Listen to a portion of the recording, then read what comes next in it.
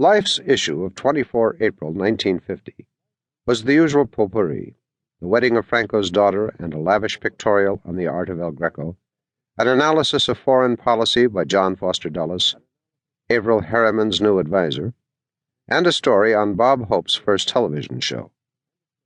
The magazine looked up from its perusal of these matters long enough to editorialize on the state of the economy.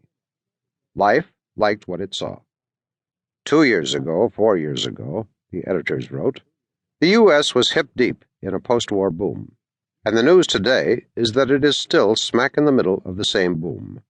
The darn thing goes on and on and on. The writers expanded at some length on this theme, happily cataloging the achievements of American free enterprise. The editorial closed with a cautionary note. Mindless materialism was a growing threat. The life of the spirit, through the arts, science, and religion, was the real point of it all, the editorial reminded. Too many people were forgetting that.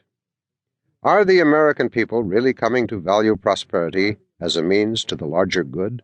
Life asked. The editorial did not mention poverty. It did not mention that an entire race of Americans was still consigned to second-class status. It did not mention the possibility that prosperity and the larger good were equally unreal to millions.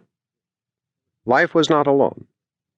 In that year of transition from the first half of the century to the second, the leading popular magazines, Time, Newsweek, the Saturday Evening Post, Look, Collier's, the Reader's Digest, contained very little about social or economic injustice. The Negro problem? There was a Supreme Court decision in June of 1950 ruling that the University of Oklahoma could not require its one black student to sit alone in a separate part of the dining hall, and that the University of Texas could not claim that the law school it set up exclusively for a black student was really separate but equal, consisting as it did of a single room. But the court did not repudiate the underlying separate but equal doctrine. Civil rights advocates were disappointed, but the New York Times counseled patience. This republic cannot recognize degrees of citizenship, its editors wrote. But as long as considerable numbers of people, including the majority of dominant elements of whole communities, think differently, we cannot expect the millennium.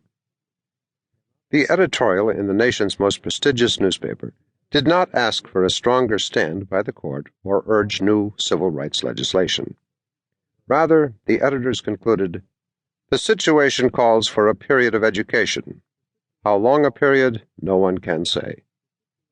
At the end of the year, the American Civil Liberties Union released its survey of newspapers in 16 major cities, revealing that, although political and academic freedoms were imperiled, there were bright spots. Labor rights, press freedoms, and race relations were in a healthy state. Poverty? Poverty was so far from being a topic of concern that the lack of poverty was said to be creating, if not exactly a problem, at least a challenge.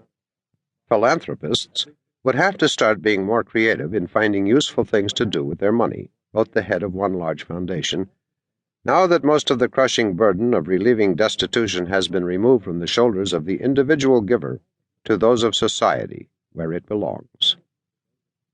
Two of the scarce references to poverty are instructive.